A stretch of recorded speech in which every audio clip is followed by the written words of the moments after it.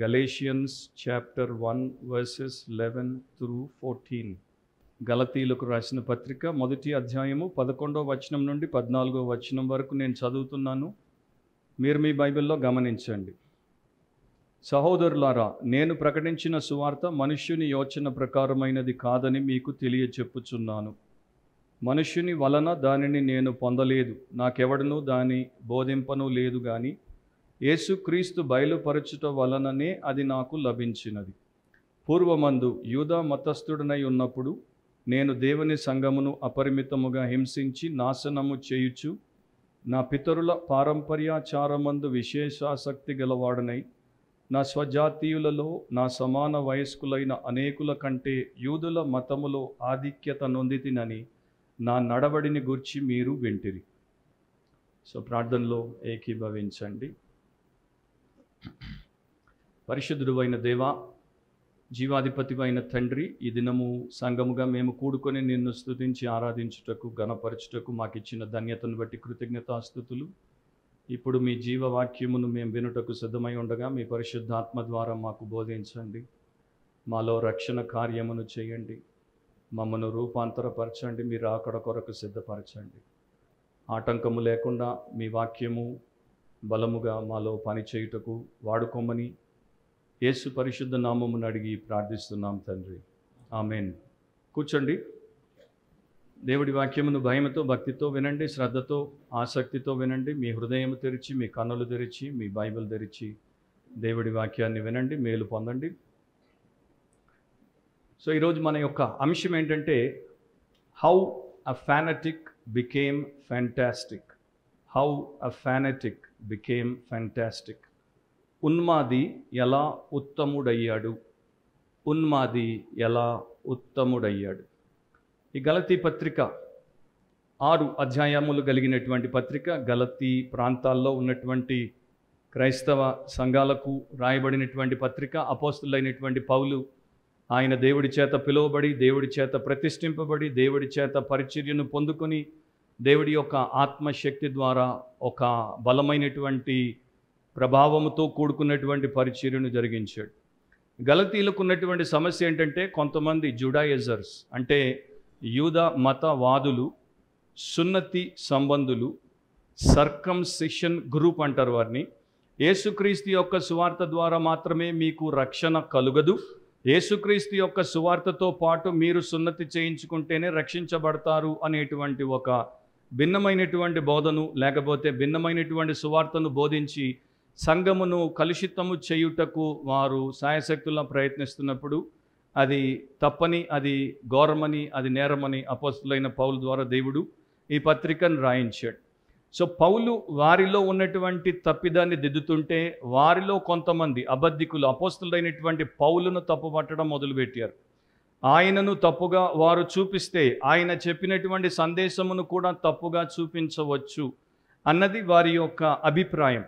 So అపోస్తులైనటువంటి పౌలుకు మాత్రమే కాదు, యేసుక్రీస్తు ప్రభువుకు కూడా వీరు శత్రువులు, వీరు అబద్ధ బోధకులు, వీరు అబద్ధ బోధ చేశారు.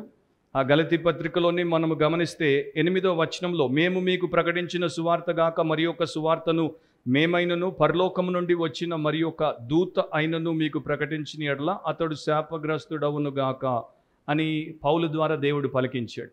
సో అంత గంభీరమైనటువంటి అంశము, అంత గాఢమైనటువంటి విషయం అది.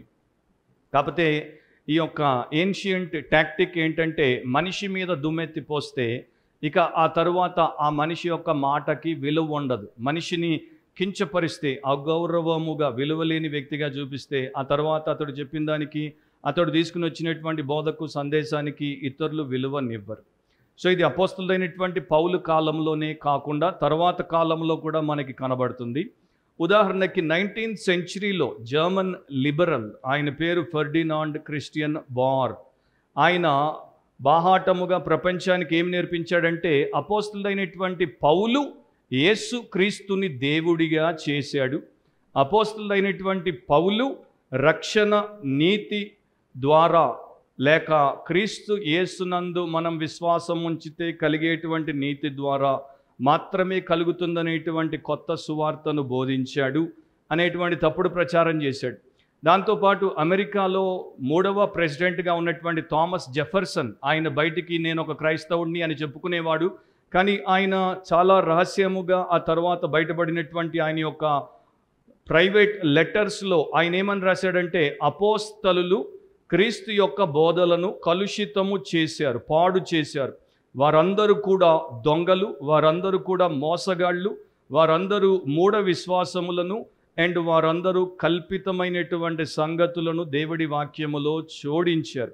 వారిలో ప్రథముడు అపోస్తలులైనటువంటి పౌలు క్రీస్తు యొక్క బోధలన్నింటినీ కూడా పాడు చేసినటువంటి వాడు అని థామస్ జెఫర్సన్ లాంటి అమెరికన్ 3rd ప్రెసిడెంట్ ఆ స్థాయిలో ఉన్నవాడు చెప్పేసరికి చాలామంది దాని చేత ఇన్ఫ్లుయెన్స్ అయిపోయారు.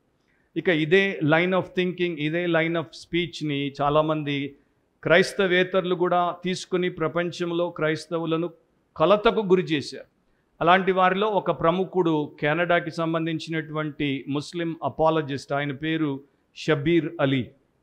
సో వీరు పౌలుని ఇప్పుడే కాదు, మొదట్లో కూడా అట్లాగే పౌలు కాలంలో ఆయన బతుకున్నప్పుడు ఎదుర్కొన్నాడు అనేటువంటి సంగతిని మర్చిపోయారు. ఆయన దానికి జవాబు చెప్పాడు అన్న సంగతిని మర్చిపోయారు.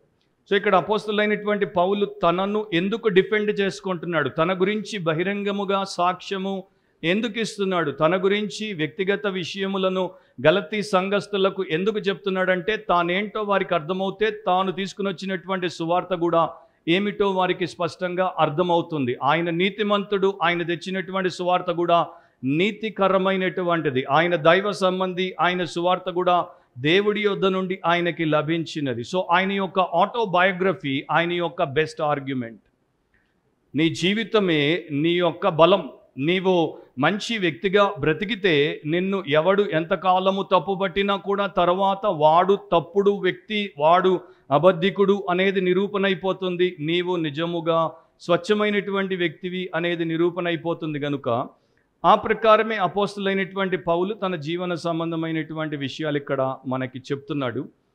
సో నేను క్లుప్తంగా దాంట్లో ఉన్నటువంటి విషయాలు మనకున్న సమయంలో ముందు పెడతాను. మీరు జాగ్రత్తగా వింటే కొంచెము దీంట్లో అంటే జాగ్రత్తగా వినాల్సినటువంటి అంశాలు ఉన్నాయి కనుక జాగ్రత్తగా వింటే మీరు ఏది కూడా మిస్ అవ్వరు.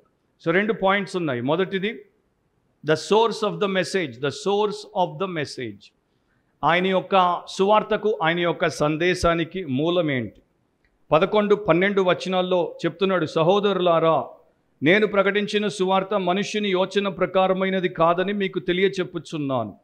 మనుషుని వలన దానిని నేను పొందలేదు, నాకెవడను దాన్ని బోధింపను లేదు, కానీ యేసుక్రీస్తు బయలుపరచుట వలననే అది నాకు లభించినది. సో అపోస్తలులైనటువంటి పౌలు ప్రకటిస్తున్నటువంటి మొదటి విషయం ఏంటి? The gospel is not the product of human imagination.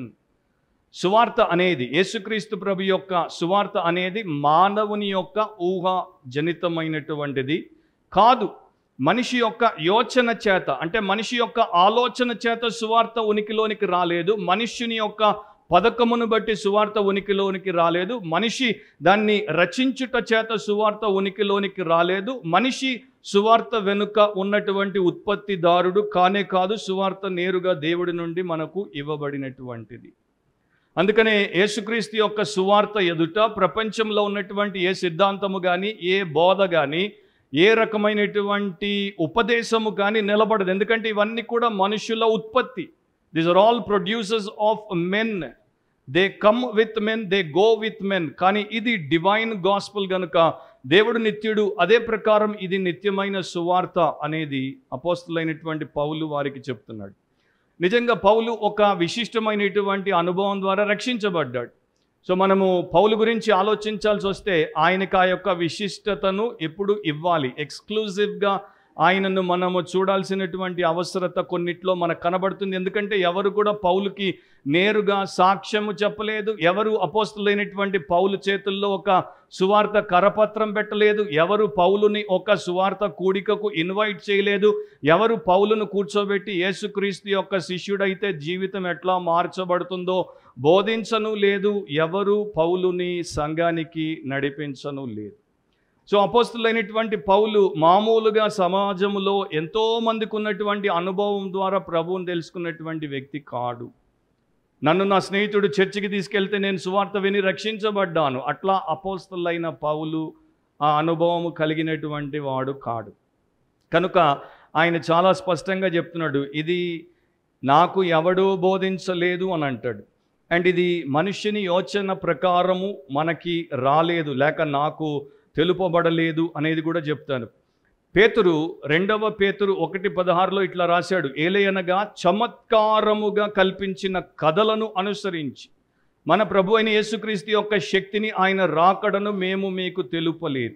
అంటే దేవుడి వాక్యము చమత్కారముతో కూడుకున్నటువంటి కల్పన కథ కాదు అని పౌలు చెప్పాడు అండ్ పేతురు చెప్తున్నాడు.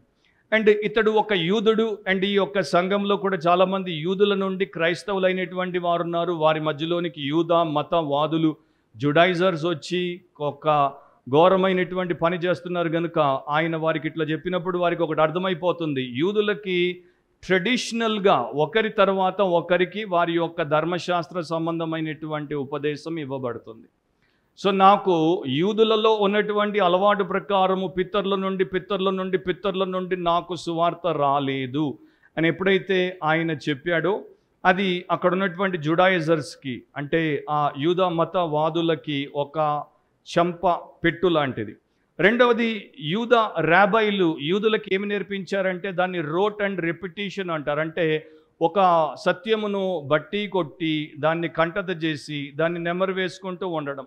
సో సువార్త ఎవరో నన్ను బట్టి కొట్టిస్తే నేను కంటత చేసి నేను జ్ఞాపకంలో పెట్టుకొని, అంటే దాన్ని మెమరీలో పెట్టుకొని నేర్చుకున్నటువంటి విషయము కాదంటున్నాడు. ఇట్లా ఆయన చెప్పడానికి గల కారణం ఏంటంటే, ఒకరు ఒక వ్యక్తిని కూర్చోబెట్టి బోధ చేయుట ద్వారా, ఉపదేశము చేయుట ద్వారా వారిని దేవుడి రాజ్యంలోనికి తీసుకుని రాలేరు.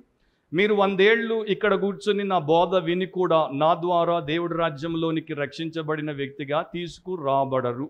అది కేవలం పైనుండి దేవుడు మీలో చేస్తే జరిగేటువంటి కార్యం మాత్రమే. అన్నమును మనం అనేక రకాలుగా తింటాం. కొంతమంది డిస్పోజబుల్ ప్లేట్లో తింటారు, కొంతమంది ఇస్తరాకులో తింటారు, కొంతమంది కంచు కంఠంలో తింటారు. కంచము వాడికి ఆరోగ్యమునివ్వట్లేదు, కంచంలో ఉన్నటువంటి ఆహారమే వాడికి ఆరోగ్యాన్ని, ఆయుష్నిస్తుంది. అట్లాగే వ్యక్తులు వస్తారు పోతారు, కానీ వ్యక్తుల ద్వారా దేవుడిచ్చినటువంటి సువార్తే మనిషిని రక్షిస్తుంది. అది అపోస్తలులైనటువంటి పౌలు ఇక్కడ చెప్పదలిచినటువంటి సత్యం. అది యేసుక్రీస్తు బయలుపరిస్తే నాకు లభించిందంటాడు. 2 పేతురు 1:20-21 వచనాలు కూడా మీరు గమనిస్తే అక్కడ ఇట్లా రాయబడి ఉంది, ఒకడు తన ఊహను బట్టి చెప్పుట వలన లేఖనములో ఏ ప్రవచనమును పుట్టదని మొదట గ్రహించుకొనవలెను. అంటే దేవుడి వాక్యం మానవుడి యొక్క ఊహ నుండి రాలేదు. ఏలయనగా ప్రవచనము ఎప్పుడునో మనుష్యుని ఇచ్చను బట్టి కలుగలేదు, మనిషి కోరుకొని దాన్ని కల్పించలేదు. కానీ మనుషులు పరిశుద్ధాత్మ వలన ప్రేరేపింపబడిన వారై దేవుని మూలముగా పలికి. సో ఈ బైబిల్ అంతా కూడా, old testament, new testament, 66 books అంతా కూడా were given by divine inspiration, దేవుడి ప్రేరేపణ చేత మనకు ఇవ్వబడింది. హార్వర్డ్ యూనివర్సిటీలో కొంతమంది విద్యార్థులు ఒక రోజున ఒక వింతైనటువంటి పరిశోధన లేకపోతే ఒక ప్రయోగము చేశారు, ఒక ఎక్స్పెరిమెంట్ చేశారు, ఒక సిల్లీ ఎక్స్పెరిమెంట్. అది వారు ఏం చేశారంటే, ప్రపంచంలో ఫేమస్గా, అంటే ప్రముఖుడిగా ఉన్నటువంటి జువాలజీ ప్రొఫెసర్, ఆయన పేరు అగాసిస్ని ఆట పట్టిద్దామని చెప్పి జువాలజీ ల్యాబ్లో విపరీతముగా బగ్స్ ఉండేవి. బగ్స్ అంటే క్రిమి కీటకాలు, పురుగులు. సో అన్నీ వారి దగ్గర ఉన్నాయి కనుక రకరకాల పురుగులను తీసుకొని వాటిని డిసెక్ట్ చేసి, అంటే వాటిని విభజించి వేరు వేరు పురుగుల యొక్క భాగములను తీసుకుని వచ్చి కుట్టి ఒక పురుగును తయారు చేశారు. వింతైనటువంటి పురుగును తయారు చేశారు. తయారు చేసిన తర్వాత ప్రొఫెసర్ అగాసిస్ ముందు దాన్ని పెట్టి, ఇది ఏమి పురుగో మీరు మాకు చెప్తారా అని అడిగారు. ఆయన చాలాసేపు దాన్ని డీప్గా ఇన్స్పెక్ట్ చేయాల్సి వచ్చింది. అప్పుడు వీళ్ళు విద్యార్థులు అనుకున్నారు, మనం నిజంగానే ప్రొఫెసర్ గారిని బుట్టలో పడేసాం, ఎందుకంటే ఆయనకు అర్థం అవ్వట్లేదు, ఇంత పెద్ద జీనియస్కే ఈ పురుగేంటో అర్థం అవ్వట్లేదు, ఈ పాటికి చెప్పాల్సింది ఇంకా చెప్పట్లేదు, ఇంకా దాన్ని ఐడెంటిఫై చేయడానికి ఆయన ప్రయత్నిస్తున్నాడు అని వారు సంతోషిస్తూ ఆయన అడిగారు, ఏంటో చెప్తారా అంటే ఆయన సింపుల్గా తలపైకి ఎత్తి చెప్పాడు, ఇట్ ఈజ్ అ హంబగ్ అన్నాడు. హంబగ్ అంటే మోసపూరితమైన, అబద్ధకరమైనటువంటి, నిజము కానిటువంటి విషయం. అట్లా హంబగ్ అనేది అంటే చాలాసార్లు ఎవడైనా బొంకుతుంటే అంటుంటారు చూడండి, హంబగ్ కొడుతున్నావు అనేసి. సో అట్లా ఇది బగ్ కాదు, ఇది హమ్ బగ్ అన్నాడు. అంటే ఎన్నో బగ్గులను తెచ్చి మీరు కలిపి ఒక హమ్ బగ్ని క్రియేట్ చేశారు. సో అపోస్తలుడైనటువంటి పౌలు కూడా గలతీయులకు చెప్పేది ఏంటంటే, నా గురించి ఇతరులు మాట్లాడేదంతా కూడా హంబగ్. సో దేవుడి వాక్యమే సత్యము, అండ్ ఈ యొక్క సత్యము నాకు యేసుక్రీస్తు ద్వారా అనుగ్రహించబడింది అనేది ఆయన మనకు చెప్తాడు. నా ఇప్పుడు ఇక్కడ ఒక క్లారిటీ నేను మీకు ఇవ్వాలి. ఆ క్లారిటీ ఏంటంటే, అపోస్తలుడైనటువంటి పౌలు ఎప్పుడు యేసుక్రీస్తుని గురించి వినలేదా? ఆయన రక్షణ పొందక మునుపు ఆయన యేసుక్రీస్తు యొక్క సమాచారమును కలిగి ఉండలేదా? అంటే మనకి బైబిల్ని అండ్ చరిత్రని చూస్తే ఆయనకి చాలా విషయాలు వినికిడికి వచ్చాయి. అంటే ఆయన విన్నాడు, యేసుని గురించి విన్నాడు, యేసు మార్గముగా వచ్చినటువంటి ఆయన శిష్యులను గురించి, ఆయన యొక్క సంఘమును గురించి విన్నాడు. ఆయన వాటిని గురించి వింటూ వచ్చాడు కనుకనే యేసుక్రీస్తు అనేటువంటి వేరొక మానవుడు వచ్చాడు. అతడు తాను దేవుని కుమారుడని చెప్పుకుంటున్నాడు. అతడు కొంతమందిని తన వెనుక శిష్యులుగా చేసుకున్నాడు. వారొక బృందం అయ్యారు, వారొక సమాజం అయ్యారు. వారు మా యూదా మతానికి పోటీగా వస్తున్నారు కనుక వారిని నేను ఉండనివ్వకూడదు, ఉనికిలో లేకుండా సమూల నాశనము చెయ్యాలి అనే కదా నడుం బిగించాడు, కంకణం కట్టాడు, క్రైస్తవ సంఘం మీద దాడికి దిగాడు. సో ఆయనకి సమాచారం ఉంది, కానీ రక్షణకరమైనటువంటి సమాచారము కాదు. జనరల్ ఇన్ఫర్మేషన్ ఉంది, కానీ divine revelation that could lead his soul to salvation అది లేదు. అందుకనే అంటాడు, నేను ఎవరి దగ్గర ఈ సువార్తను వినలేదు.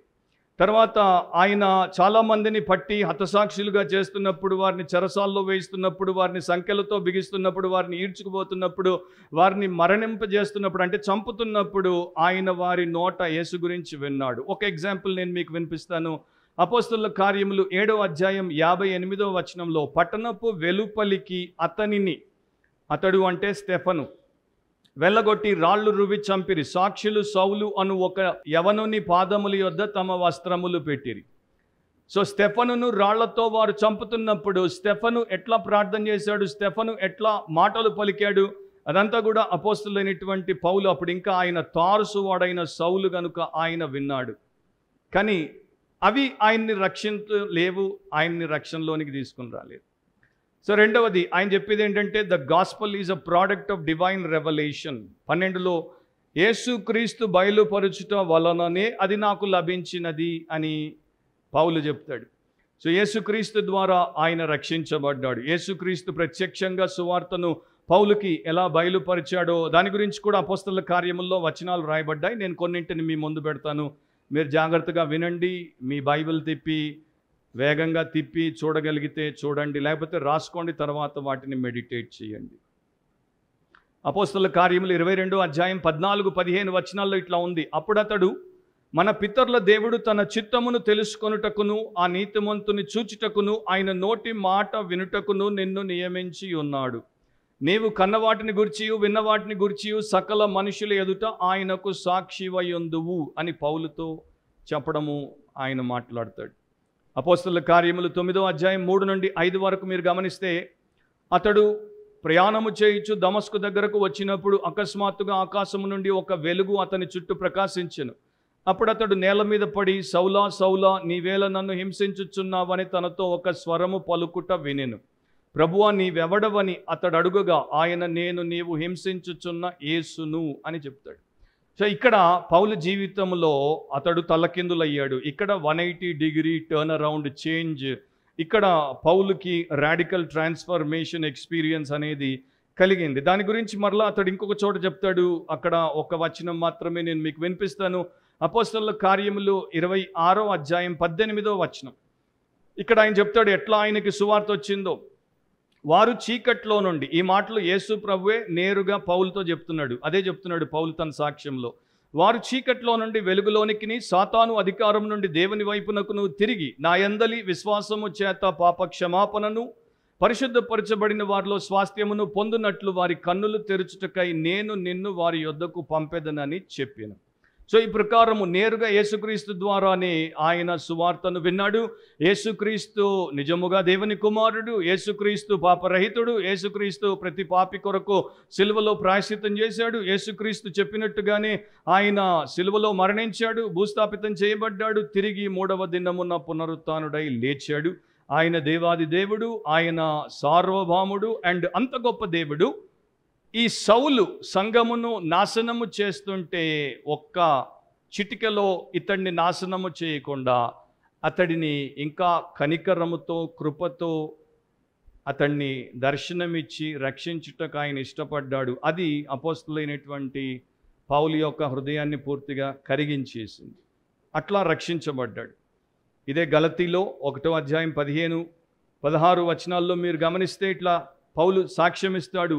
అయినను తల్లి గర్భమునందు పడినది మొదలుకొని నన్ను ప్రత్యేకపరిచి తన కృపచేత నన్ను పిలిచిన దేవుడు నేను అన్య జనులలో తన కుమారుని ప్రకటింపవలనని ఆయనను నాయందు బయలుపరుపను అనుగ్రహించినప్పుడు మనుష్య మాతృలతో నేను సంప్రదింపలేదు.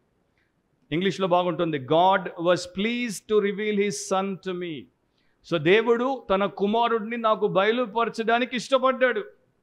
అట్లా నేను దేవుడి కుమారుడిని యేసుక్రీస్తుని తెలుసుకున్నాను, నేను రక్షించబడ్డాను. సో అది పౌలు యొక్క రక్షణ అనుభవం. కొంతమందిని దేవుడు అట్లా అసాధారణమైనటువంటి రీతిలో రక్షిస్తాడు. కానీ చాలామందిని సువార్త వినుట ద్వారా, సంఘములో వారు సాక్ష్యమును వినుట ద్వారా, సంఘములో దేవుడి వాక్యమును వినడం ద్వారా ఒక పరిశుద్ధమైనటువంటి విశ్వాసి యొక్క జీవితము సాక్ష్యమును వారు దగ్గరగా చూచుట ద్వారా, తెలుసుకునడం ద్వారా వారు రక్షించబడతారు. అది నార్మ్ అన్నమాట, సహజంగా ఎక్కువ మందిలో దేవుడు చేసేటువంటి కార్యం.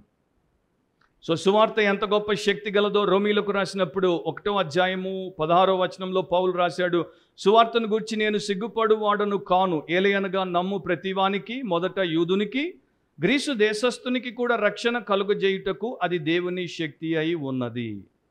అండ్ అట్లా రాసినప్పుడు, అట్లా వారికి చెప్తున్నప్పుడు వారు అన్యులు, వారు రోమీయులు, అక్కడ యూదులు ఉన్నప్పటికీ వారిలో అనేకులు అన్యులు ఉన్నారు. మొదట యూదునికి అన్నప్పుడు ఆయన పర్సనల్ టెస్టిమనీ మరలా ఇస్తున్నాడు. యూదుడినైన నన్ను ఎట్లా సువార్త రక్షించిందో, ఎందుకంటే అది దేవుడి శక్తి కనుక నన్ను రక్షించింది.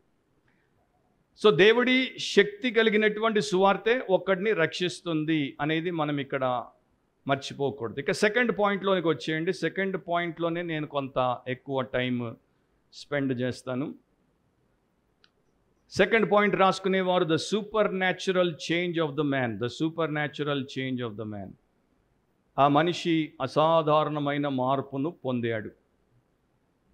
13-14 వచనాలు. పూర్వమందు యూదా మతస్థుడనై ఉన్నప్పుడు నేను దేవుని సంఘమును అపరిమితముగా హింసించి నాశనము చేయుచు నా పితరుల పారంపర్యాచారమందు విశేషాసక్తి గలవాడునై నా స్వజాతీయులలో నా సమాన వయస్కులైన అనేకుల కంటే యూదుల మతములో ఆధిక్యత నొందితినని నా నడవడిని గూర్చి మీరు వింటిరి. సో ఇప్పుడు పౌలు తన గత సాక్ష్యమును చెప్తున్నాడు, తన పాస్ట్ టెస్టిమనీని చెప్తున్నాడు. ఆయన యొక్క సాక్ష్యమును ఆయన చెప్పినప్పుడు ఏ రీతిలో చెప్తాడో గమనించండి. ఎందుకంటే చాలామంది సాక్ష్యాలు చెప్తారు, వారి గత కాలమును గురించి వారు సాక్ష్యం చెప్తారు, వారి పాస్ట్ని గురించి వారు సాక్ష్యం చెప్పినప్పుడు వారి యొక్క ఉద్దేశము వారికి తెలుసో తెలియకో ఏమై ఉంటుందంటే వారి గ్రేట్నెస్ని చూపించే ప్రయత్నం చేస్తారు. ఇంత గొప్ప వ్యక్తిని నేను అన్నది వారు అక్కడ ఆ యొక్క టెస్టిమనీ ద్వారా వారు ఎక్కడిచ్చినా సరే, అది చర్చ్ కావచ్చు, లేకపోతే పబ్లిక్ మీటింగ్ కావచ్చు, మరొక చోట కావచ్చు, వారు ప్రయత్నం చేస్తారు. సో అందరి దృష్టి, ఓహో ఈయన ఇంత గొప్ప వ్యక్తి, గతంలో ఇట్లా ఉండేవాడు మారాడు, ఇంత గొప్ప వ్యక్తి అనేటువంటి అభిప్రాయం వారి మైండ్లో ఉండిపోతుంది. ఒకప్పుడు ఈయన పూజారి, ఇప్పుడు యేసుప్రభు దాసుడు అయిపోయాడంటే ఆయన ఆ పూజారినే వారి మైండ్లో మోసుకుని ఇంటికి వెళ్ళిపోతారు. యేసుప్రభు ఒక పూజారిని రక్షించాడు, ఎంత గొప్ప దేవుడు అన్న సత్యంతో వారి ఇంటికి పోరు. ఇప్పుడంతా అట్లాంటి టెస్టిమనీ రాయిళ్ళు ఎక్కువ, కానీ పౌలు అట్లాంటి టెస్టిమనీ వాడు కాదు. ఆయన క్రౌడ్ని తన వైపు ఆకర్షింప చేసుకోవడానికి సాక్ష్యం ఇవ్వలేదు. ఆయన తనను ఎట్లాంటి దుర్మార్గతలో నుండి దేవుడు రక్షించాడో, ఆ దేవుడు ఎంత గొప్పవాడో, అట్లాంటి దుర్మార్గులను ఆయన మాత్రమే ఎలా రక్షించగలడో అనేటువంటి సత్యం వారి మనసుల్లో పెడుతున్నాడు. ఆ సత్యంతో వారు ఇంటికి పోయేటట్టు ఆయన ప్రయత్నం చేస్తున్నాడు. సో ఆ క్రమంలో ఏమంటాడు చూడండి, మీరు తర్వాత అపోస్తలుల కార్యములు 26వ అధ్యాయంలో ఆయన తన సాక్ష్యం అంతటిని చెప్తాడు, ఎక్కువ మాటల్లో చెప్తాడు. 4వ వచనం నుండి 21వ వచనం వరకు మీరు నోట్ చేసుకొని అదంతా తర్వాత మీరు చదవండి. ఇప్పుడు నేను ఆ భాగమంతా మీకు చెప్పట్లేదు, జస్ట్ 4, 5 2 వచనాలు మాత్రమే మీకు వినిపిస్తాను. మొదటి నుండి యెరూషలేములో నా జనము మధ్యను బాల్యము నుండి నేను బ్రతికిన బ్రతుకు ఏలాంటిదో యూదులందరూ ఎరుగుదురు. వారు మొదట నుండి నన్ను ఎరిగిన వారు కనుక సాక్ష్యమిచ్చుటకు వారికి ఇష్టమైతే నేను మన మతములోని బహు నిష్టగల తెగను అనుసరించి పరిసయుడునుగా ప్రవర్తించినట్లు చెప్పగలరు. సో ఆయన యొక్క గతము యూదులందరికీ తెలుసు. సో అతడు ఒక విశిష్టమైనటువంటి వ్యక్తి కనుకనే అతడి గతము అందరికీ తెలుసు. అయినా కూడా అతడు తన యొక్క గొప్పతనం గురించి ఎక్కడా ప్రయత్నము చేయడు. సో ఆ గత సాక్ష్యంలో ఆయన చెప్పినటువంటి కొన్ని విషయాలు. మొదటిది, పూర్వమందు యూదా మతస్థుడనై ఉన్నప్పుడు అని చెప్తున్నాడు. పూర్వమందు యూదా మతస్థుడనై ఉన్నప్పుడు. సో మీరు రాసుకుంటుంటే sub point, Paul's passion for Jewish religion. యూదా మతానికి సంబంధించి పౌలులో ఉన్నటువంటి తృష్ణ. ఆయన మత నిష్ట కలిగినటువంటి వాడు, 100% రిలీజియస్ మ్యాన్. మత నిష్ట కలిగినటువంటి, మడిగట్టుకున్నటువంటి వాడు. తన మతం అంటే తనకి శిరోధార్యం, ఇక దానికి మించినది మరొకటి అతని జీవితంలో అతనికి లేదు. తన పూర్ణ హృదయంతో, పూర్ణ మనసు, పూర్ణ బలముతో యూదా మతాన్ని అతడు ప్రేమించాడు. ఆత్మీయ విషయాలకు అతడు తను తాను బేషరతుగా అప్పగించుకున్నాడు.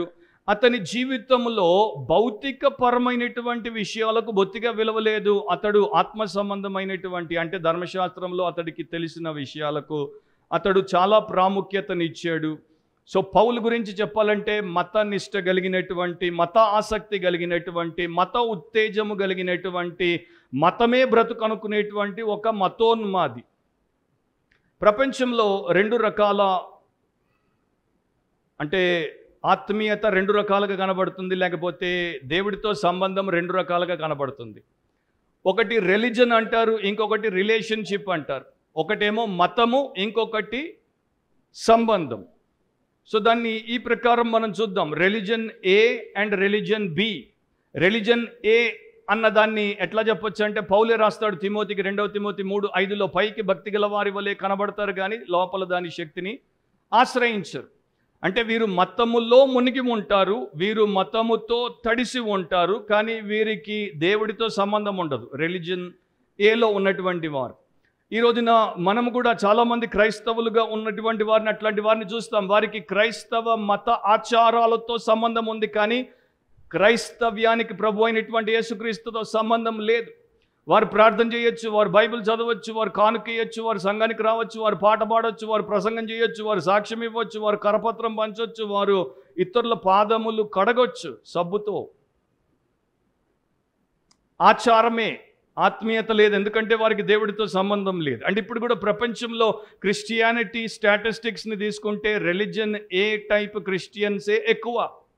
దేవుడితో సంబంధము లేకుండా దైవ సంబంధులమని వారిని వారు మోసపుచ్చుకునే వారే ఎక్కువ.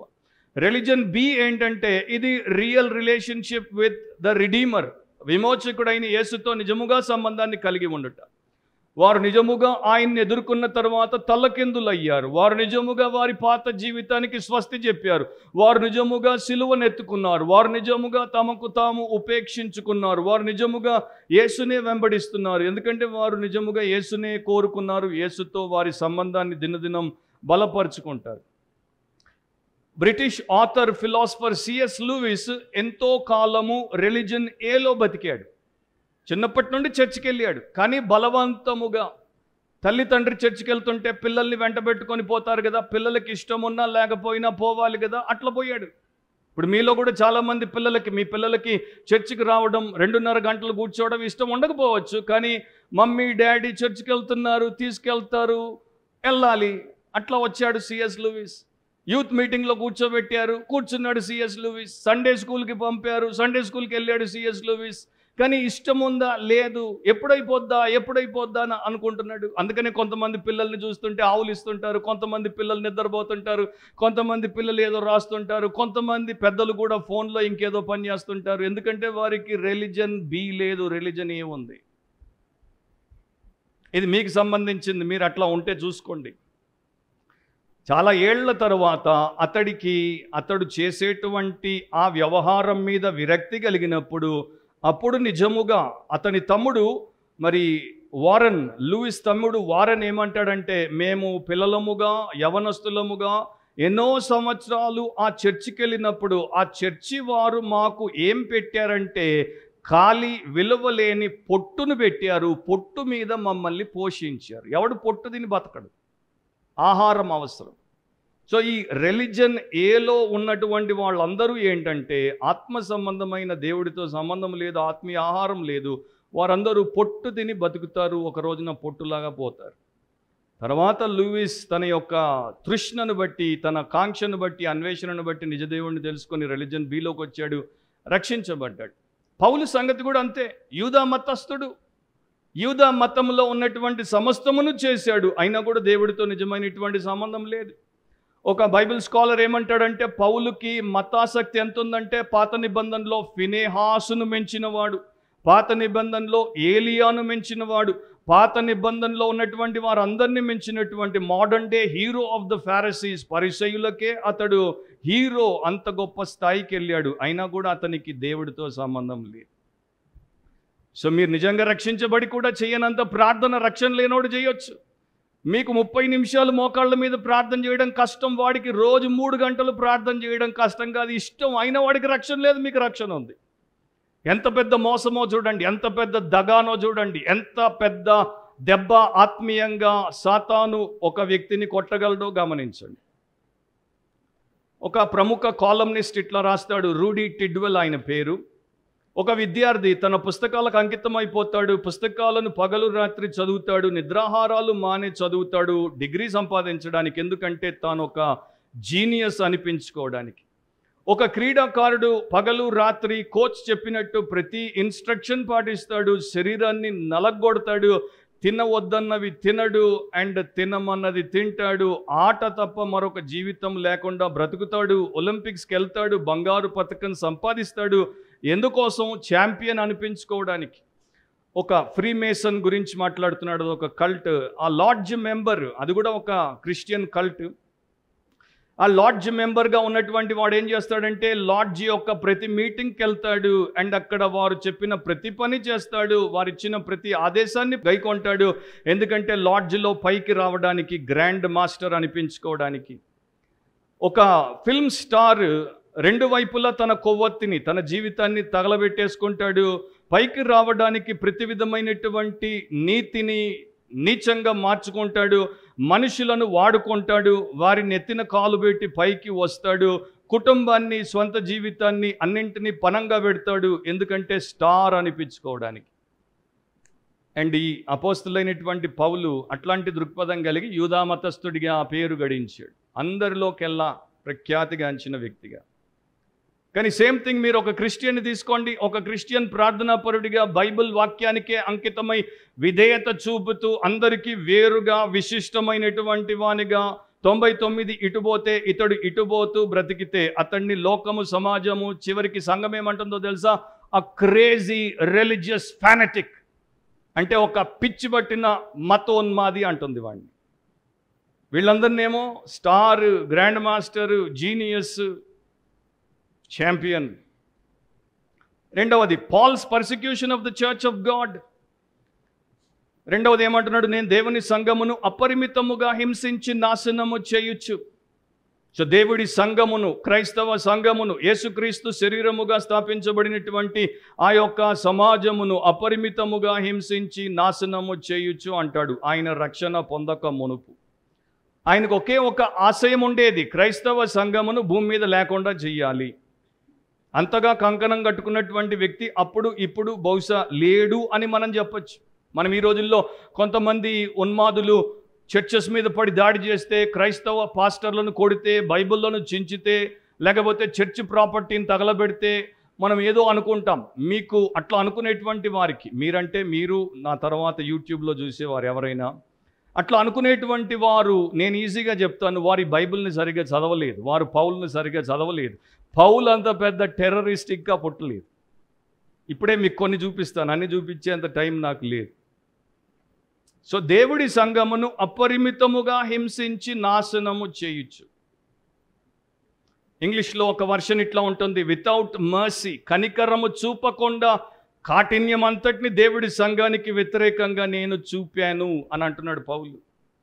సో దాంట్లో ఉన్నటువంటి అర్థాలు ఏంటంటే, ఆ గ్రీకు పదానికి ఇంగ్లీష్ అర్థాలు ఏంటంటే వాయిలెంట్లీ, హింసాత్మకంగా, మత పిచ్చి పట్టి, సావేజ్లీ అంటే ఒక జంతువు ఒక బలహీనమైన జంతువును పట్టి ఎట్లా పీక్కు తింటుందో అట్లా ఉగ్రతతో ఒక సైన్యము ఒక పట్టణం మీద దాడి చేసినప్పుడు దాన్ని పూర్తిగా ధ్వంసం చేస్తుంది చూడండి. పురుషులందరినీ చంపేస్తుంది, స్త్రీలందరినీ చెరిచేస్తుంది, అంత తగలబెడుతుంది. ఆ ప్రకారము క్రైస్తవ సంఘాన్ని నేను నాశనము చేయబోనుకున్నాను. దాని యొక్క ఇంకొక అర్థం ఏంటంటే, ఒక వేటగాడు ఒక దాని వెంటబడి వేటాడినట్లు నేను క్రైస్తవ సంఘము వెంటబడి వేటాడాను.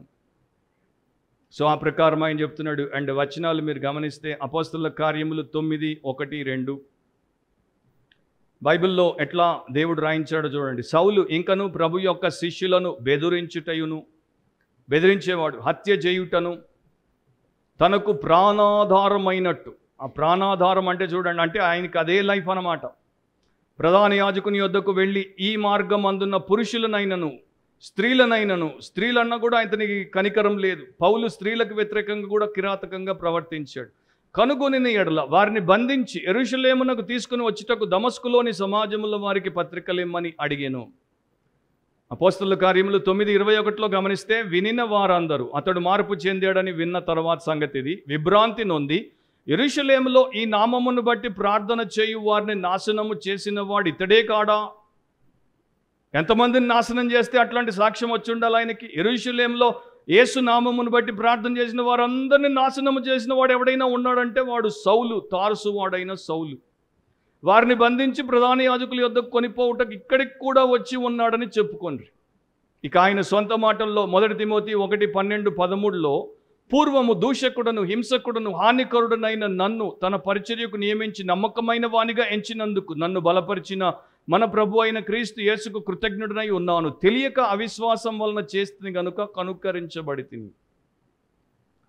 అపోస్తలుల కార్యములు 22:2-5 వరకు అతడు హెబ్రీ భాషలో మాట్లాడుట వారు విని ఎక్కువ నిశ్శబ్దముగా ఉండిరి. అప్పుడు అతడు ఇలాగు చెప్పసాగాను, అంటే పౌలు, నేను కిలికియలోని తార్సులో పుట్టిన యూదుడను. అయితే ఈ పట్టణంలో గమలియేలు పాదముల యొద్ద పెరిగి మన పితరులు ధర్మశాస్త్ర సంబంధమగు నిష్ఠయందు శిక్షితుడనై మీరందరూ నేడు ఉన్న ప్రకారం దేవుని గూర్చి ఆసక్తుడనై ఉండి ఈ మార్గములోనున్న పురుషులను స్త్రీలను బంధించి చెరసాలలో వేయించుచు మరణము వరకు హింసించి తిని ఇందును గూర్చి ప్రధాన యాజకుడును పెద్దలందరూ నాకు సాక్షులై ఉన్నారు. నేను వారి వలన సహోదరుల యొద్దకు పత్రికలు తీసుకొని దమస్కులోని వారిని కూడా బంధించి దండించుటకై యెరూషలేమునకు తేవలనని అక్కడికి వెళ్ళి తిని. Terrible man. అట్లాంటి వ్యక్తి, అంత ద్వేషం కలిగిన వ్యక్తి దేవుడికి అంత దాసుడు ఎట్లా అయిపోయాడు? అది మనిషి పని కాదు, సొంత పని కాదు, అది దేవుడి పని. అంటే ఎంతటి వాడినైనా దేవుడు ఎట్లా మార్చగలడు అనేది ఇక్కడ ఈయన జీవితం ద్వారా దేవుడు లోకానికి చూపిస్తున్నాడు. ఇస్రాయెల్లో ఆయన పేరు ఇగాల్ అమీర్. ఇతడు ఒక భక్తి కలిగినటువంటి యూదా కుటుంబంలో 1970లో పుట్టాడు. ఇతని తండ్రి ఒక జూయిష్ స్క్రైబ్, అంటే యూదుల శాస్త్రి. ఇతని తల్లి ఒక టీచర్. ఇతడు ఒక యూనివర్సిటీ విద్యార్థి. కానీ ఇతడు మతోన్మాది. 1995లో నవంబర్ 4న ఇగాల్ ఆమీర్ ఏం చేశాడంటే 1,00,000 మందిని ఉద్దేశించి ఇస్రాయెల్ ప్రైమ్ మినిస్టర్ ఇట్సాక్ రబీన్ మాట్లాడుతున్నప్పుడు సడన్గా ప్రత్యక్షమై ఆయన్ని 2 షాట్స్ కాల్చి చంపేశాడు. ఎందుకు చంపాడు? ఎందుకంటే అంతకు మునిపే ఇట్సాక్ రబీన్ ఆస్లో అకార్డ్ అనేటువంటి ఒక అకార్డ్ని సంతకం పెట్టాడు. అంటే ఇశ్రాయేలీయులు పాలస్తీనులతో పీస్, శాంతిని కలిగి ఉంటారు. అది ఇట్లాంటి ఈ రైట్ వింగ్ ఎక్స్ట్రీమిస్టులుగా ఉన్నటువంటి మతోన్మాదులైనటువంటి ఇశ్రాయేలీలకు ఇష్టము లేనటువంటి విషయం. సో మా ఇశ్రాయేలీయుడైనటువంటి ప్రధానమంత్రి మాకు ఇష్టం లేని పని చేశాడు, మా బద్ధశత్రువులైనటువంటి పాలస్తీనీలతో మాకు సమాధానమును కలిగిస్తున్నాడు కనుక ఇతడు ఉండకూడదని 1,00,000 మంది ముందు ఆ యొక్క 23-24 సంవత్సరాలప్పుడు యూనివర్సిటీ స్టూడెంట్ ఇగాల్ అమీర్ అతన్ని కాల్చి చంపేశాడు. తర్వాత అతన్ని అడిగారు జర్నలిస్టులు, ఎందుకంత దారుణానికి ఒడిగట్టావంటే అతడు అన్నాడు, హలాకా అంటే మా యొక్క యూదుల లీగల్ కోడ్ ప్రకారము మేము మా శత్రువుని చంపొచ్చు, అది నేరము కాదు. రబీన్ మా యొక్క శత్రువు గనుక చంపేశాను. సో ఇగాల్ అమీర్ ఇంకా బతికున్నాడు, బయటికే వచ్చాడు. అతడు ఇంకా దాని గురించి అంతగా బాధపడ్డు. అఫ్కోర్స్ అట్లా చేయకుండాల్సింది అని అంటాడు కానీ అంతగా బాధపడ్డు. సో ఎందుకు బాధపడరు సౌలు? మీరు తర్వాత యోహాను 9లో చదవండి. వారు శత్రువులను చంపినప్పుడు దేవుడి సేవ చేస్తున్నాం అనుకుంటారు. సో వీరు కూడా ఈ క్రైస్తవ సంఘము దేవుని యొక్క శత్రువు, యూదా మతానికి శత్రువు కనుక మేము దాన్ని నాశనము చేయుట అది దేవుడి చిత్తమని ఈ యొక్క సౌలు కూడా ముందుకెళ్ళాడు. కానీ సౌలు ఎవరి విద్యార్థి? గమాలియేలు అనేటువంటి ప్రముఖ యూదా రాబై విద్యార్థి. మరి గమాలియేలు అట్లాంటి దాన్ని ఆయన ఎండోర్స్ చేశాడా, దానికి ఆయన ఒప్పుకుంటాడా అంటే ఒప్పుకోడు అనేది బైబిల్ మనకి చెప్తోంది. అది కూడా నేను మీకు చూపిస్తాను. అపోస్తలుల కార్యములు 5వ అధ్యాయం 34వ వచనంలో ఇట్లా ఉంది, సమస్త ప్రజల వలన ఘనత నొందిన వాడును ధర్మశాస్త్రోపదేశకుడినైన గమాలియేలను ఒక పరిసయుడు మహాసభలో లేచి ఈ మనుషులను కొంతసేపు వెలుపల ఉంచుడని ఆజ్ఞాపించి వారితో ఇట్లనెను. అక్కడ ఈ మనుషులంటే పేతురు, యోహానులు. అదే అపోస్తలుల కార్యములు 5:38-39 గమనిస్తే, కాబట్టి నేను మీతో చెప్పున్నదేమనగా ఈ మనుషుల జోలికి పోక వారిని విడిచిపెట్టుడి. ఈ ఆలోచన అయినను ఈ కార్యమైనను మనుషుల వలన కలిగినదాయన అది వ్యర్థమగును, దేవుని వలన కలిగినదాయన మీరు వారిని వ్యర్థపరచలేరు. మీరు ఒకవేళ దేవునితో పోరాడు వారవుదురు సుమి. సో గమలియేల్ అట్లాంటి మాట చెప్పాడు, మీరు వారికి వ్యతిరేకంగా మీరు ఈ తప్పు చేస్తే దేవుడితో పోరాడినట్లు అవుతుంది. కానీ పౌలు గమలియేల్ను కూడా మించిపోయాడు, గురువును మించిన శిష్యుడు అని చెప్పొచ్చు. మూడో విషయం, Paul's priority in following ancestral traditions. తన పితరుల యొక్క పారంపర్యాచారమందు విశేషాసక్తి గలవాడనై నా పితరుల అని అంటాడు. సో ఆయనకి తమ పితరుల నుండి వచ్చినటువంటి పారంపర్యాచారములు లేకపోతే ట్రెడిషన్స్, యాన్సెస్ట్రల్ ట్రెడిషన్స్ అంటారు, ఆ విషయంలో అతడికి ఎంత ప్రాధాన్యత ఉందో గమనించండి. ఫిలిప్పీ పత్రిక 3వ అధ్యాయము 4 నుండి 6వ వచనం వరకు అక్కడ పౌలు తన సాక్ష్యాన్ని ఇస్తున్నాడు. ఫిలిప్పీలకు కావలయునంటే నేను శరీరమును ఆస్పదము చేసుకొనవచ్చును, మరి ఎవడైనను శరీరమును ఆస్పదము చేసుకొనదలిచిన యెడల నేను మరి ఎక్కువగా చేసుకొనవచ్చును.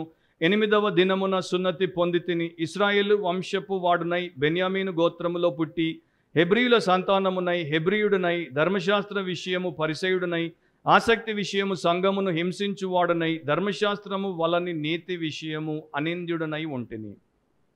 సో ఆయన సాక్ష్యం ఎంతగా ఉందో చూడండి. ఒక అన్య మతస్థుడిగా అతడున్నప్పుడు అతడు తన మత ఆచారాలకు, తన పితరుల సాంప్రదాయ ఆచారాలకు ఎంతగా బద్ధుడై ఉన్నాడు. సో దీంట్లో 2 విషయాలు ఉన్నాయి, 2 కోణాలు ఉన్నాయి. పండితులు భిన్నాభిప్రాయాన్ని వ్యక్తపరుస్తారు, కానీ బేసికలీ మోషే ద్వారా వచ్చినటువంటి ధర్మశాస్త్ర సంబంధమైనటువంటి ఆ యొక్క ట్రెడిషన్, దాని తరువాత కాలంలో పరిసయ్యులు, శాస్త్రులు అండ్ ఈ యొక్క రాబైలు కలిపినటువంటి మనుష్యుల ద్వారా వచ్చిన మనుష్య పారంపర్యాచారాలు, రెండింటికి కూడా అపోస్తులైనటువంటి పౌలు సౌలుగా ఉన్నప్పుడు ఆయన చాలా అంకితమై ఉన్నాడు. యాక్చువల్గా వారు తర్వాత ఏమేమి తెచ్చారు అనేది మరొకసారి ఎప్పుడైనా చెప్తాను, కానీ చాలా కలిపారు వారు దేవుడి వాక్యానికి. సో రాబైలు ఒక రాబనికల్ ట్రెడిషన్ ప్రకారం ఇట్లా అనేవారు, ఈ లేఖనాలు నీళ్ల వంటివి. దీని తర్వాత వచ్చినటువంటి మిష్నా, రాబైలు సృష్టించినటువంటి మిష్నా ద్రాక్ష రసం వంటిది. ఆ తరువాత వారు తెచ్చినటువంటి గెమారా, అది స్పైస్డ్ వైన్.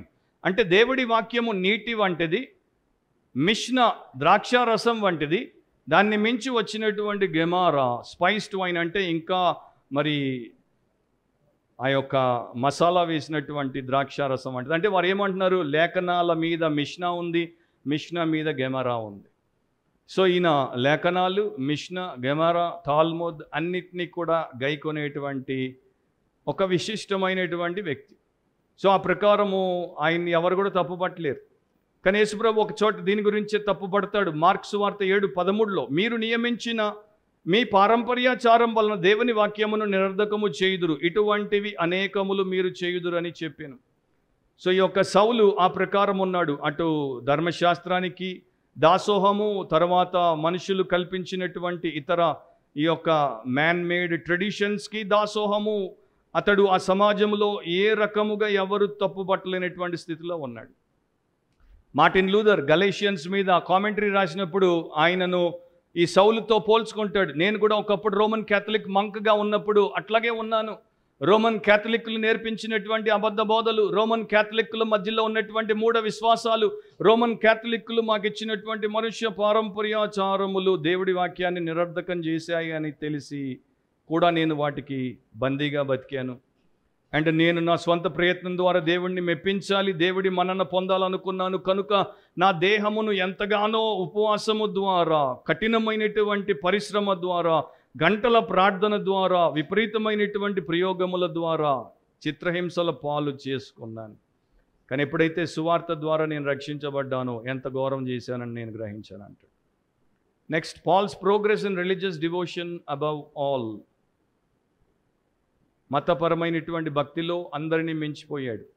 నా స్వజాతీయులలో నా సమాన వయస్కులైన అనేకుల కంటే యూదుల మతములో ఆధిక్యత నొందితినని నా నడవడిని గుర్చి మీరు వింటిరి.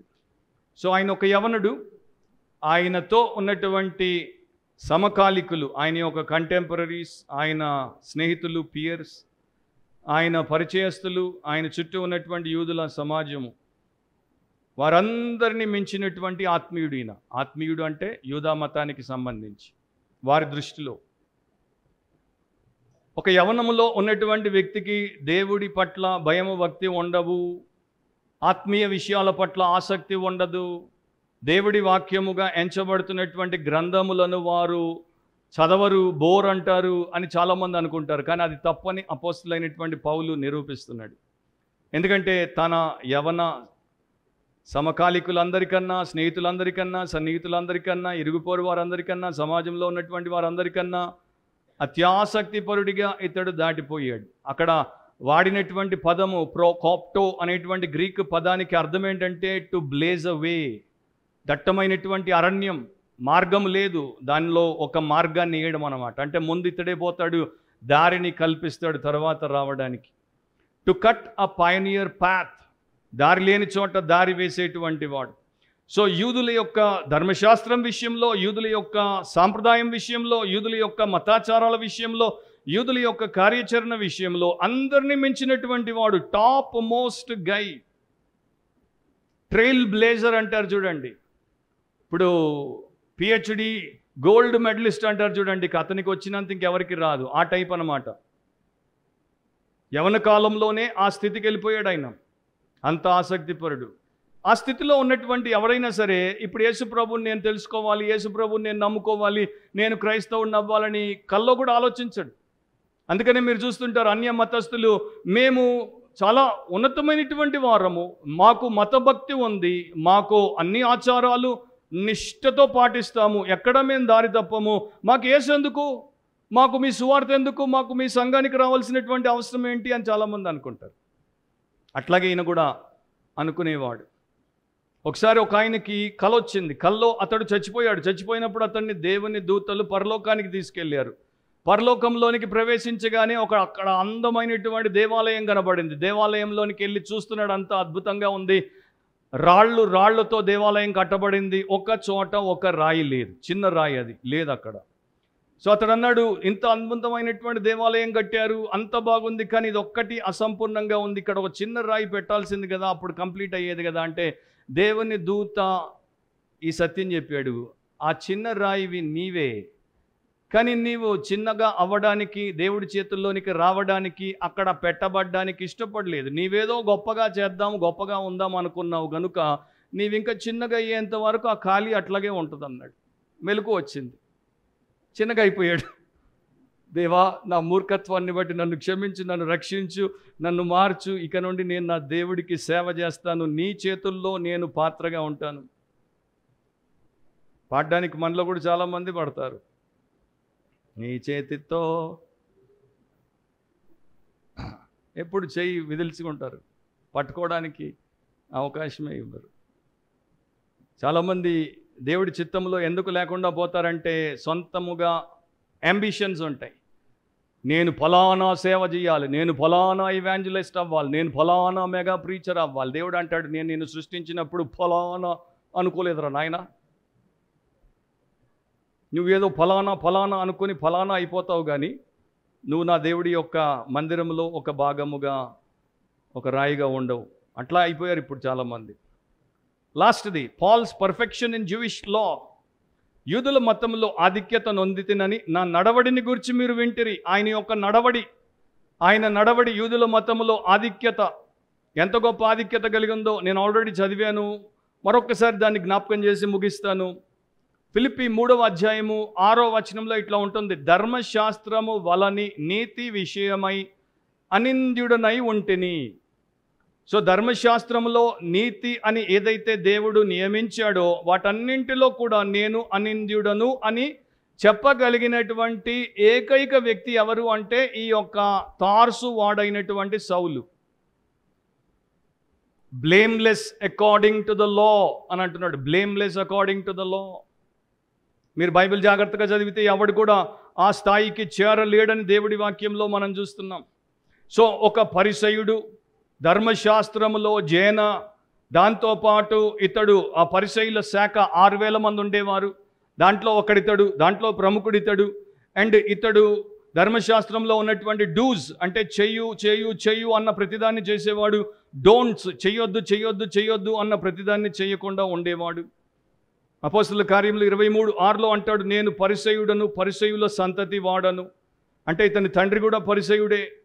అట్లాంటి పరిసయుల కుటుంబంలో పుట్టి పరిసయుడిగా పెరిగాడు కనుక నేను బ్లేమ్లెస్ అంటున్నాడు. సో బైబిల్ స్కాలర్ ఈడి దాని గురించి ఇట్లా రాశాడు, అతడు తనలో లోపము లేదు అని నమ్మాడు. అతని చుట్టూ ఉన్నటువంటి ఇతర యూదులు కూడా తార్సు వాడైన సౌలులో లోపము లేదని భావించారు. అతడు ధర్మశాస్త్రానికి ఎంతగా తన్ను తాను కట్టేసుకున్నాడంటే, ఏది ధర్మశాస్త్రం నిషేధిస్తే అది నిషేధించుకున్నాడు, ఏది ధర్మశాస్త్రం ఆదేశిస్తే అది అతడు జరిపించాడు, ఏ కర్తవ్యాన్ని వద్దంటే అది చెయ్యలేదు, ఏది అతిక్రమించొద్దంటే అతిక్రమించలేదు, ఏది చేయమంటే అది చేశాడు. సో ఒక రకంగా చెప్పాలంటే కనీసం పైకి మనుషుల దృష్టిలో అతడు నిజముగానే నిందారహితుడు. ఇప్పుడు ఇట్లాంటి మనిషి, నాలో తప్పే లేదనుకునేవాడు ఎందుకు రక్షించబడతాడు? నాలాంటోడు 10 సంవత్సరాలు నువ్వు పాపి, నీలో పాపం ఉంది, నువ్వు నరకానికి పోతున్నావు, పాపం వల్ల వచ్చి జీతం నరకం, మరణం అంటే వాడు అనుకుంటాడు, ఓహో పాపికి నేనైతే షరీఫ్, నేనైతే నీతిమంతుణ్ణి, నేనైతే బ్లేమ్లెస్, అందరికన్నా ముందు దేవుణ్ణి ఎదుర్కొనేవాడిని నేనే అనుకుంటుంటాడు. వాడు 10 ఏళ్ళు ఒకప్పుడు నేను అనుకున్నట్టు నేను షరీఫ్నని. So see how God reached out to this man and saved him from himself. So దేవుడు ఇట్లాంటి వ్యక్తిని ఎట్లా వాడి నుండి రక్షించాడో గమనించండి. అది ఇక్కడ దేవుడి గొప్పతనం. అది అపోస్తలుడైనటువంటి పౌలు గలతీలకు తర్వాత వచ్చినటువంటి క్రైస్తవులకు చెప్పదలిచినటువంటి విషయం. సో ఆ దేవుడు మన దేవుడు. సో ఆయన అంటున్నాడు, ఈ దేవుడు నన్ను రక్షించాడు, ఈ దేవుడి ద్వారా సువార్త బహిర్గతమైంది అండ్ ఈ దేవుడి ద్వారానే నేను రక్షించబడ్డాను. సో ముగింపులో అపోస్తలుల కార్యములు 22వ అధ్యాయం 10లో ఆయన సాక్ష్యంలో ఇట్లా చెప్తాడు, అప్పుడు నేను దమస్కు మార్గంలో అనుభవం గురించి మాట్లాడుతున్నాడు. అప్పుడు నేను, ప్రభువా నేనేమి చెయ్యవలనని అడుగగా, ప్రభు నీవు లేచి దమస్కులోనికి వెళ్ళుము, అక్కడ నీవు చేయుటకు నియమింపబడినవన్నీ నీకు చెప్పబడునని నాతో అనెను. సో ఏ రోజునైతే రక్షించబడ్డాడో ఆ రోజుని రక్షకుడిగా కాదు, అంత మాత్రమే కాకుండా ప్రభువుగా కూడా యేసు ప్రభువుని చూశాడు, అంగీకరించాడు. వెంటనే అంటున్నాడు, ఇప్పటిదాకా ఆయన నేనేమేమి చేయాలనుకున్నానో చేశాను, ఇక నేనేమి చెయ్యవలెనని అడుగగా. సో అప్పటిదాకా తాను చేసిందంతా వదిలేసి, ఇక ప్రభువా నీవు నా దేవుడవు, నా ప్రభుడవు, నా సారథుడవు, నీవు నాకు చెప్తే నేను చేస్తాను. సో ఇక దాని తర్వాత నుండి ఆయన లైఫ్ అంతా ఆయన ఏం చేశాడో అంతా దేవుడు చెప్పిందే, అది మనందరికీ తెలుసు. విశిష్టమైనటువంటి విశ్వాస, విశిష్టమైన విధేయుడు, విశిష్టమైన వ్యక్తి అని ఎవరినైనా అప్పటి నుండి ఇప్పటిదాకా మనం అనొచ్చు అంటే ఆయన అపోస్తలుడైన పౌలు. పాస్టర్ స్టీవ్ యాష్చెక్ ఆయన పేరు. ఈయన ఇలినాయ్ అనేటువంటి ఒక పట్టణంలో పాస్టర్. ఆయన సహోదరి పేరు జూడీ. ఇతడు సేవకుడు. ఆమెకు ఎన్నోసార్లు సువార్త చెప్పాడు, అయినా ఆమె పట్టించుకోలేదు. ఎందుకంటే ఆమె ఒక పార్టీ యానిమల్. పార్టీ యానిమల్ అంటే విందులు, వినోదాలు, ఉత్సవాలు, వీటిల్లో పడి జల్సా రాయుడు అనేది విన్నాం, జల్సా రాయురాలు అంటున్నాను నేను. ఎందుకంటే ఇప్పుడు భాషను ఎవడంటే వాడు తయారు చేస్తున్నాడు సోషల్ మీడియా వచ్చిన తర్వాత. సో జల్సాల్లో మునిగి తేలేటువంటి వ్యక్తి, బాగా తాగేది, ఆమెకి ఇష్టం వచ్చినట్టు ఆమె అన్ని చేసుకొని సుఖించేది. అయినా కూడా ఆమె చాలా ఏమంటారు ఎక్సైట్మెంట్తో ఉండేది కనుక ఆమెను అందరూ ఇష్టపడేవారు. సో స్టీవ్ తన సిస్టర్కి ఎన్నోసార్లు యేసు గురించి, సువార్త గురించి చెప్తే నవ్వుపోయేది. అండ్ ఆమె పని ఆమె చేసుకుంటూ ఉండేది. 44 సంవత్సరాల వయసు ఆమెకు వచ్చినప్పుడు ఆమెకు ఒక చిన్న జబ్బు చేస్తే హాస్పిటల్కి వెళ్ళింది. రెగ్యులర్గా చేయాల్సిన టెస్టులు చేస్తే ఆమెకి బ్రెస్ట్ క్యాన్సర్ అని బయటపడింది. ఒక్కసారి ఆమె కాళ్ళ కింద నుండి పోయి ఆమె దిగువకి లోపలికి పోతున్నట్టు ఫస్ట్ టైం ఆమె లైఫ్లో ఆ సింకింగ్ ఫీలింగ్ వచ్చింది. నెక్స్ట్ ఫ్యూ డేస్ తర్వాత ఆమె హస్బెండ్కి కూడా క్యాన్సర్ అని తెలిసింది. ఇది ఇంకొక డెవస్టేటింగ్ బ్లో, ఇంకో చావు దెబ్బ. సో భార్యాభర్తలు ఇద్దరికి క్యాన్సర్. ఈ దుఃఖంలో ఉన్నప్పుడు తర్వాత ఇంకొకటి బయటపడింది. అదేంటంటే ఈ భర్త గారు ఇంకొక స్త్రీతో అక్రమ సంబంధం పెట్టుకున్నాడు. ఇదైతే ఆమెను చంపేసింది. అండ్ దాని తర్వాత అతన్ని నిలదీస్తే అతడు చెప్పాడు, అవును నీవు నాకు అక్కర్లేదు అని ఆమెను విడిచి వెళ్ళిపోయాడు. సో ఇప్పుడు జూడీ ఒక్కటైపోయింది. భర్త క్యాన్సర్, భర్త నమ్మక ద్రోహి, అండ్ ఈమెకి క్యాన్సర్. ఈమెను ఇప్పుడు ఎవరు పట్టించుకునేటువంటి వారు లేరు. స్టీవ్ ఎన్నిసార్లు సువార్త చెప్పినా ఆమె లెక్క చేయలేదు కనుక ఆయన సహాయం చేస్తాడో లేదో తెలియదు. సో అట్లాంటి పరిస్థితుల్లో ఉన్నప్పుడు స్టీవ్ మరలా ఈమెకి సహకారిగా వచ్చాడు. తన సిస్టర్ పరిస్థితుల్లో నిలబడ్డాడు, సువార్త చెప్తూనే ఉన్నాడు, ప్రార్థన చేస్తూనే ఉన్నాడు. సడన్గా ఒక రోజున ఆమె యేసు వైపు తిరిగింది, నమ్ముకుంది. అండ్ ఈ టైంకి ఆమె క్యాన్సర్ ఇంకా ముదిరిపోతూ వచ్చింది. ఆమెకి ఊపిరి తీసుకోవడం కూడా కష్టం, ఎందుకంటే ఆమెకి ఎన్నోసార్లు సర్జరీ ఆఫ్టర్ సర్జరీ అయ్యేది. సో ఒక రోజున స్టీవ్కి చెప్పేసింది, ఇక నేను ఎక్కువ కాలం బ్రతకను, కాకపోతే నేను ఒకటి చేయాలనుకుంటున్నాను, నేను బహిరంగంగా బ్యాప్టిజం తీసుకుంటాను. సో నాకు బహిరంగంగా పబ్లిక్ బ్యాప్టిజం ఇవ్వాలి. అండ్ నేను ఎవరెవరిని ఇప్పటిదాకా పార్టీలకు పిలిచాను వారందరినీ నా బ్యాప్టిజం సర్వీస్కి పిలుస్తాను, వారందరికీ సువార్త చెప్తాను, వారందరికీ నేను యేసుని గురించి సాక్ష్యం ఇస్తాను, నేను చనిపోకముందు నేను ఇది చేస్తానంటే స్టీవ్ ఏర్పాటు చేశాడు. సో చాలామంది వచ్చారు ఆ బ్యాప్టిజమల్ సర్వీస్కి.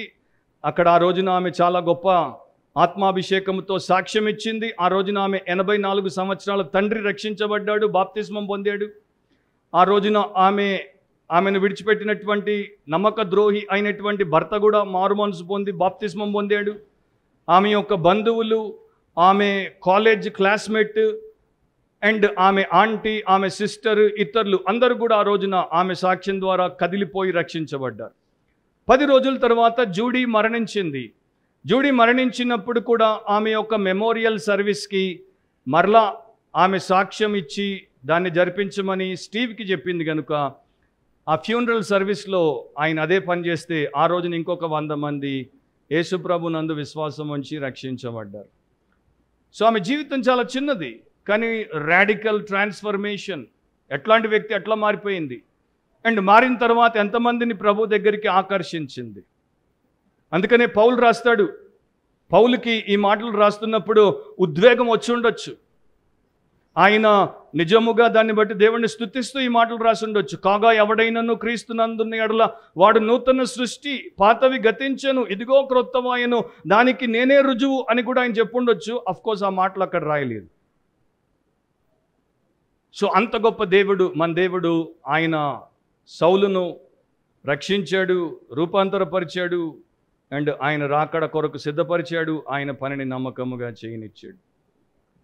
గలతీ 1:23-24 పౌలు ఈ మాటలతో ఆ మొదటి అధ్యాయాన్ని ముగిస్తాడు. మునుపు మనలను హింస పెట్టిన వాడు తాను పూర్వమందు పాడు చేయుచు వచ్చిన మతమును ప్రకటించుచున్నాడని సంగతి మాత్రమే విని వారు నన్ను బట్టి దేవుని మహిమపరిచిరి. సో అతడి జీవితాన్ని బట్టి వారు దేవుణ్ణి మహిమపరిచారు. ఎందుకంటే సమస్త ఘనత, మహిమ, ప్రభావములు కేవలం దేవుడికే చెల్లుతాయి. సో మన జీవితంలో మనం ఏమి సాధించినా, ఏమి చేసినా మనల్ని బట్టి దేవుడిని మహిమపరచాలి. అట్లా మీరున్నారా? మీ రక్షణ అట్లా ఉందా? మీ రూపాంతరం అట్లా ఉందా? ఆలోచించండి. మీరు రిలీజన్ ఏలో ఉన్నారా? రిలీజన్ బిలో ఉన్నారా? తలంచండి, కళ్ళు మూసుకొని ప్రార్థనలో ఏకీభవించండి. వాక్యాన్ని విన్న తర్వాత, దేవుడు మీతో మాట్లాడిన తర్వాత మీరు చేయాల్సినటువంటి తీర్మానము, మీ స్పందన మీరే చెయ్యాలి. చేస్తారని, చెయ్యాలని ప్రార్థిస్తూ, ప్రేమగల మా తండ్రి, మరోసారి మా కొరకు మీ సువార్తను, మీ యొక్క శక్తితో ఉన్నటువంటి సువార్తను మాకు ప్రకటింపజేసినందుకు మీ కృతజ్ఞతలు. మా పాపములను పరిహరించుటకు యేసుక్రీస్తు మా పాపమును మోసి, దాని శిక్షను అనుభవించి, దానికి వెల చెల్లించి, తన పవిత్ర రక్తమును చిందించి, సిలువలో మా పక్షమున చనిపోయి సమాధి చేయబడి 3వ దినమున తిరిగి లేచాడు. పరలోకానికి ఆరోహణమయ్యాడు. కుడి పార్శ్వమున ఆసీనుడయ్యాడు. మా కొరకు విజ్ఞాపన చేస్తున్నాడు. త్వరలో తిరిగి రాబోతున్నాడు. ఆయన చేసిన రక్షణ కార్యమునకు అనుగుణంగా రూపాంతరపరచబడిన అనుభవంలో ప్రతి రక్షించబడిన విశ్వాసి ఉండి నిన్ను మహిమపరచున్నట్లు, వారి జీవితము, వారి యొక్క సమస్తము నీకు మహిమను తెచ్చినట్లు మీరు కార్యము చేయమని, మా సంఘంలో అట్లా కార్యము చేయమని, ఈ వాక్యం వినే ప్రతి ఒక్కరిలో అట్లా కార్యము చేయమని యేసు ప్రభు శ్రేష్టమైన నామమును అడిగి ప్రార్థిస్తున్నాం తండ్రి. ఆమేన్.